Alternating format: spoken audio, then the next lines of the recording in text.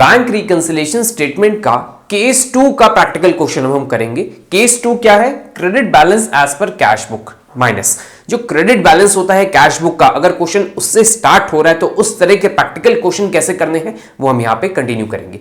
बाकी केसेस के मैंने जो लिंक है जिस वीडियो में मैंने बना रखा है वो आपको डिस्क्रिप्शन में सारे लिंक मिल जाएंगे along with the concept explanation also how to solve question on BRS. तो आप डिस्क्रिप्शन से सारे लिंक पढ़कर सारा पूरा कॉन्सेप्ट समझ सकते हैं। तो चलिए स्टार्ट करते हैं केस 2 पे question, credit balance as per cash book. Credit balance है तो मतलब माइनस साइड में लिखना है स्टार्टिंग वाला जो बैलेंस होगा। क्वेश्चन देखिए दिया है, prepare bank reconciliation statement as on 31 January 2017 as on 31 January 2017 जो बीआरएस में लिखा जाता है।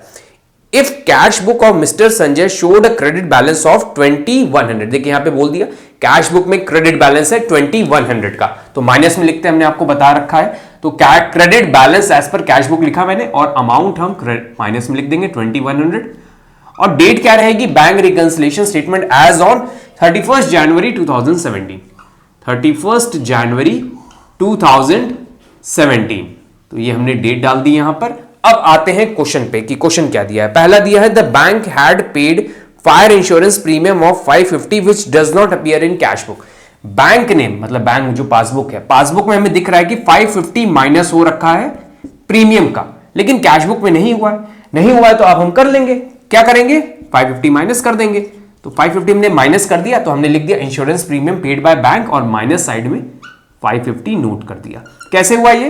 पासबुक में हमें दिख रहा है कि वहां पे माइनस 550 कर रखा है प्रीमियम का, लेकिन हमको नहीं पता था। अब हमने देखा कि वहां पे माइनस है तो हमको भी अभी टैली करना है पासबुक से, तो हम भी माइनस कर लेंगे। तो हमने माइनस कर दिया। नरेशन लिख देंगे क्वेश्चन में जो होता है insurance premium paid by bank.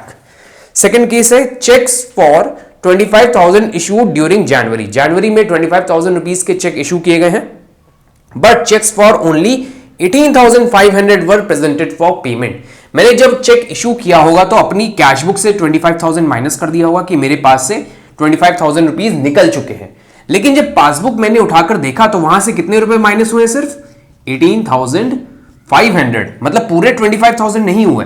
तो देखिए यहां पर 18,500 है, यहां पे भी 18,500 होना चाहिए। कितना ज्यादा माइनस हो रखा है दोनों को माइनस करके पता चल जाएगा, तो डिडक्ट कर लेते हैं हम लोग। तो 18, 19, 25, 6,500 मैंने ज्यादा माइनस कर रखा है इसमें, तो हम क्या कर देंगे? ऐड कर देंगे 6,500। ये 6,500 कैसे आया?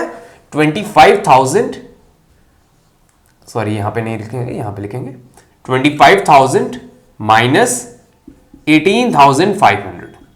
तो जितना एक्सेस मैंने माइनस कर रखा है, माइनस तो 18,500 करना है ना, क्योंकि बैंक में से इतना ही पैसा डिडक्ट हुआ है, तो हम इसमें से कितना और प्लस कर दें कि एडजस्ट हो जाए। तो यहां पे देखिए 18,500 माइनस में आ गया। तो मैंने इसको 18,500 लाने के लिए किया क्या है? 6,500 को ऐड कर दिया। ये कहां से आया 6,500?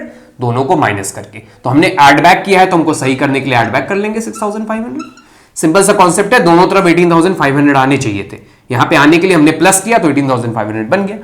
सिंपल सा कॉन्सेप्ट है। अब थर्ड पे आते हैं, इंटरेस्ट कलेक्टेड बाय बैंक। देखिए क्वेश्चन में दिया है थर्ड पॉइंट में interest collected by bank. Bank में इंटरेस्ट आया है हमारा, कितने का है? 740 रुपीज का। तो बैंक में प्लस हुआ होगा 740, मैंने नहीं किया तो हम प्लस कर लेंगे। अब 740 ऐड हो जाएगा, interest collected by bank. Next देखिए फोर्थ है, cheques of 8,700 were deposited into bank. Cheque मैंने डिपॉजिट किया बैंक में, कितने का? 8,400 का। तो हम पहले यहां पे नोट कर लेते हैं कि बैंक में कितने के चेक मैंने डिपॉजिट किए। Cheques for 8,700, sorry not 8,400। मैंने चेक जब बैंक में डिपॉजिट किया होगा तो हमने क्या किया होगा? अपने बैंक कॉलम में 8,700 प्लस कर दिया होगा कि बैंक में मेरे 8,700 चले गए। लेकिन क्या दिखा रहा है? But cheques for 7,000 were clear till 31 January 2017। हमने जब पासबुक उठाई तो वहां पे दिख रहा है कि कितने रुपए गए हैं बैंक में? सिर्फ 7,000। सिर्फ 7,000 रुपीज बैंक में प्लस हुए हैं, लेकिन हमने प्लस कितना कर रखा है? 8,700 ज्यादा कर रखा है। 7,000 इसको बनाने के लिए हम क्या करेंगे? 1,700 माइनस कर देंगे। तो हमने एडजस्ट कर दिया 1,700 से, तो हम भी एडजस्ट करके क्या कर देंगे? माइनस 1,700। तो क्या लिखेंगे? Check deposited but not clear. Simple सा कॉन्सेप्ट है ये सब। A customer deposit 620 directly into the bank without informing mister Sanjay. एक कस्टमर है, उसने संजय का बैंक अकाउंट नंबर था उसके पास, वो गया बैंक में और उसने डायरेक्टली उसके बैंक में मतलब पासबुक में उसके बैंक अकाउंट में डिपॉजिट कर दिया 620 रुपीज। तो मेरी पासबुक में दिखने लगेगा 620, लेकिन हमको नहीं पता कि डिपॉजिट हुआ है। अब हमने देखा कि वहां 620 आ रखा है, तो हम भी अब सही करने के लिए 620 ऐड कर लेंगे। तो हम भी ऐड कर लेते हैं 620, तो अब टैली हो जाएगा हमारा। तो ये तो हो गया पूरा क्वेश्चन कंप्लीट। अब हम बैलेंस निकाल लेते हैं कि किस तरह हमारा बैलेंस आंसर आ जाएगा। तो टोटल कर लेते हैं, इस साइड का टोटल करते हैं पहले 20100 प्लस 550 प्लस 1700, तो 22350 आ जाएगा। यहां पे लिख देते हैं 350, 22350। अब इसका टोटल कर लेते हैं, माइनस कर देंगे इसको 6500 माइनस 740 माइनस 620, तो 14490 आंसर आ जाएगा हमारा 90। और ये किस साइड आया है? Debit side. तो हम नीचे यहां क्या लिख देंगे? Debit balance as per passbook. Passbook क्यों लिखा? क्योंकि कैशबुक से स्टार्ट है, क्लोजिंग में डेबिट होगा क्रेडिट, वो क्वेश्चन पे डिपेंड करता है सॉल्व करने के बाद। Next practical question, Tiwari and sons find that the bank balance shown by their cash book on 31st December 2016 is 40,500 credit. मतलब जो कैश बुक का बैलेंस है वो क्रेडिट चल रहा है। सेम क्वेश्चन है, सेम केस पे क्वेश्चन है, तो हमने लिख लिया bank reconciliation statement as on 31st December 2016, जो क्वेश्चन में डेट दी हुई है। एंड फिर उसके नीचे देखिए दिया हुआ है कि क्रेडिट बैलेंस दिखा रहा है कैश बुक में 4500। क्रेडिट बैलेंस कैश बुक में 4500, यहां माइनस में लिखते हैं 4500। अब आगे केस बाय केस जो भी स्टेटमेंट है हम उसको देखते हैं। A cheque of 5000 rupees drawn in favour of Manohar has not yet been presented for payment. एक चेक मैंने मनोहर को दिया था जो 5000 रुपीज का था। जैसे ही मैंने चेक दिया होगा तो अपनी कैश बुक में माइनस कर लिया होगा, लेकिन जब बैंक में गए तो वहां पे उसने पैसा निकाला ही नहीं है, मतलब वहां पे डैश है, तो हमको यहां सही करना है ना, जीरो यहां है तो यहां पे भी जीरो लाना है, तो हम क्या कर देंगे प्लस 5000। तो हमने लिख लिया cheque issued to Manohar but not presented, 5000 add back कर लेंगे क्योंकि माइनस कर दिया था। नेक्स्ट एडजस्टमेंट है, a post dated cheque of ₹900 has been debited in the bank column of the cash book but it could not have been presented in any case. मेरे पास एक पोस्ट डेटेड चेक था जिसको मैंने अपने cash book में plus कर रखा था 900।